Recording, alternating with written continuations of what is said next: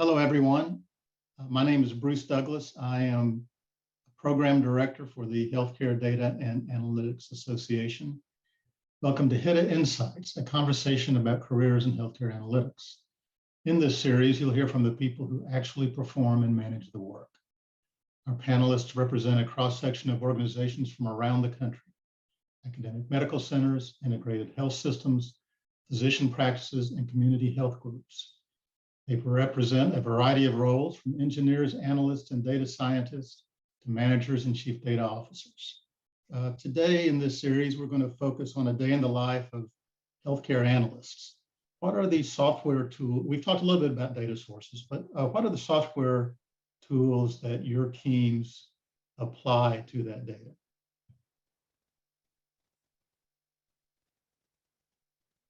Go first. So we're using Excel. Like we start with the basics. So we start with Excel. We're using Access, but we're trying to turn our practice from Access to R, where we can just do a click of a button and run our report and export it out. And we dabble a little bit with Tableau as well. So we'll do exploratory analysis and we'll present like our findings to leadership if something's not looking right, like if numbers aren't looking right. From month to month, we'll do an exploratory analysis on that in Tableau. But those are some of the tools that we're using, and we would like to start using Python soon. So we're gearing towards that. I can jump in. I think the number one piece of technology that we use, I think this is fairly universal, at least if you're in a healthcare system, is your EMR. So we have Epic, that is an incredibly complex piece of software. If you can even call it one piece of software, it's dozens and dozens of pieces of software that work together to model the operations of a hospital and a health system. So that is something that we're working in constantly in terms of developing reports. There are a number of Epic native reporting tools that we develop content in. And then when we get more complex in terms of what we're creating, we use downstream tools. So Epic's very good about getting data out of the operational system and into reporting databases. They have two databases called Clarity and Caboodle, which are nightly extracts of your operational data from your Epic system into a relational database. And we use SQL Server for both of those systems. And SQL, understanding relational databases, that is the workhorse, and that's a required skill for, I think, working in healthcare analytics, certainly at an Epic system. And so we do a lot of SQL development within a variety of tools: Microsoft SSRS, Tableau, Crystal Reports. There are a number of tools within Epic that you develop SQL for, and you run that SQL to load that information back into Epic, Radar Metrics, Kogoto SQL. That is, when I hire people, I might be skipping ahead, but I have a SQL assessment that I do. I do for anybody who claims SQL experience. I test it out, and it's taken from a college course, and it's like the first quarter exam for SQL basics. But you'd be surprised how good of a screening tool that is. But that is something that I really emphasize for hiring and developing a skill set for an analytics developer. The other piece is we do custom software development, web development. We use the ASP.NET stack, C#, and then also we have some Python sites that we have created as well. We use Python for data manipulation, pipelining, moving information around, a little bit of R here or there. There's certain functions where developers have the option to use Python or R if they want to process data sets. Typically, we're using Python, but the functionality is there, and we have used R in the past. Yeah, I mean, in addition, I would say relational databases, understanding SQL, and being able to thinking about programming, understanding programming paradigms, object-oriented programming, all of those skills are used and valuable in a healthcare setting.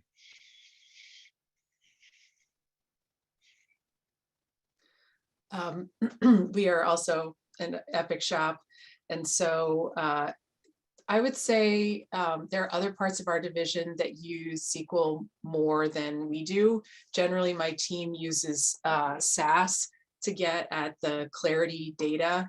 And so they have a choice. They can either program in SAS or they can use the GUI interface of SAS Enterprise Guide. And I have some that do each. And so my team is not as, I don't think technically, they're not necessarily the same kind of programmers that Dan, I think that your team might be. But they do certainly have to have relational database skills and if nothing else, learn how to use Excel pretty well. So Excel, just as Janae said, it's kind of like a bread and butter. At the end of the day, it can be the easiest thing to just throw something into Excel and send it off to whomever you're working with. But in terms of visualization, also, we are just implementing Tableau as a replacement for a SAS visualization tool that we don't love. And so I'm pretty excited about the opportunity that we'll have to present things in Tableau. I'll just jump on the bandwagon too. You gotta learn SQL or at least relational databases, as Dan and Alyssa said, very, very key that's true for my environment too. Excel being bread and butter is a very true concept here. The point is to get people data and information that they can use, right? And if Excel is the medium that allows you to do that, then like that's what you do.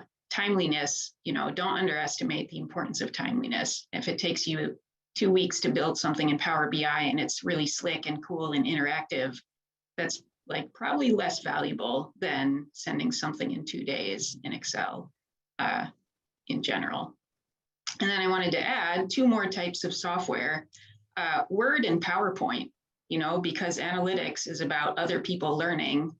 I do a lot of like presenting things in more user-friendly.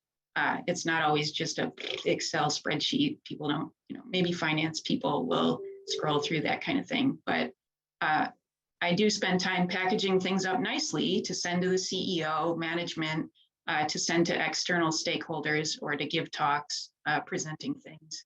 And I think that's a valuable part of analytics too. Part of my very first job out of college was as a journalist, and I have always thought that the transition from journalism to data analytics was smoother than it might sound, because storytelling is such an important part of what we do, and I think it's underappreciated sometimes, the power of being able to distill a story out of these reams of data that we analyze.